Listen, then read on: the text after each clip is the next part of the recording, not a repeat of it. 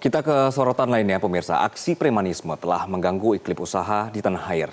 Berbagai motif dilakukan, dari meminta jatah proyek tanpa tender, minta dana keamanan, juga meminta THR hingga membuat pelaku usaha terpaksa mengeluarkan dana ekstra. Di tengah upaya pemerintah mengenjot investasi, dunia usaha justru terganggu dengan maraknya aksi premanisme, baik yang dilakukan secara individual maupun terorganisir dalam bentuk ormas. Dalam beberapa waktu terakhir, sejumlah peristiwa premanisme dialami para pelaku usaha hingga mereka mengalami kerugian material cukup besar. Seperti yang terjadi di Kabupaten Barito Selatan, Kalimantan Tengah, sekelompok preman yang tergabung dalam sebuah ormas menyegel pabrik milik PT Bumi Asri Pasaman.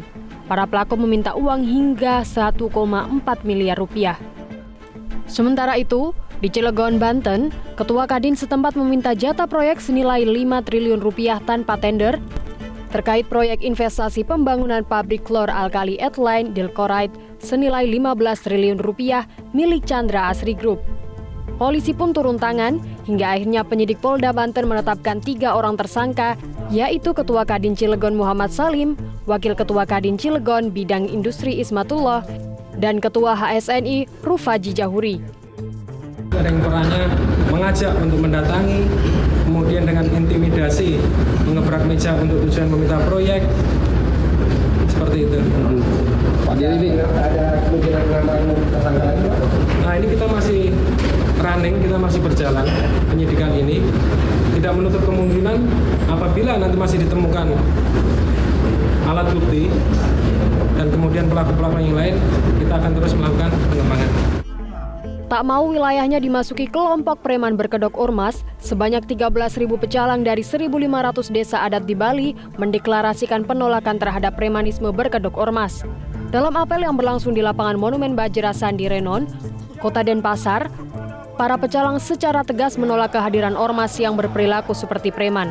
Para pecalang khawatir kehadiran ormas tersebut bisa mengganggu iklim usaha dan pariwisata di Bali. Menyusul banyaknya keluhan terhadap aksi premanisme tersebut, Kepala Komunikasi Kepresidenan Hasan Nasbi menyatakan pemerintah akan menindak tegas aksi premanisme yang telah mengganggu iklim usaha di tanah air. Hasan juga mengungkapkan saat ini pemerintah tengah membentuk tim khusus untuk menangani aksi-aksi premanisme tersebut. Yang dikejar oleh pemerintah itu adalah aksi premanisme, terutama yang mengganggu, awalnya ini ya, yang mengganggu proses bisnis. Jadi investor takut masuk ke kita. Ya, orang-orang yang ingin berusaha itu takut untuk berusaha di kita karena ada biaya-biaya tambahan dan beban-beban tambahan akibat aksi dan ulah premanisme. Yang ingin diatasi dan dihilangkan oleh pemerintah adalah aksi premanisme. Tindakan premanisme. Mau dia individual, mau dia berorganisasi, itu yang ingin nanti dihilangkan oleh pemerintah. Akibat maraknya aksi premanisme akhir-akhir ini, Himpunan Kawasan Industri HKI Indonesia menyebut investasi senilai ratusan triliun rupiah batal masuk. Jika tidak segera ditangani secara serius, aksi premanisme terutama yang berkedok ormas akan memicu gangguan iklim usaha dalam skala lebih luas hingga bisa mengganggu target pertumbuhan ekonomi 8% pada tahun 2029. Tim Liputan Metro TV. Jelajahi cara baru mendapatkan informasi. Download Metro TV Extend sekarang.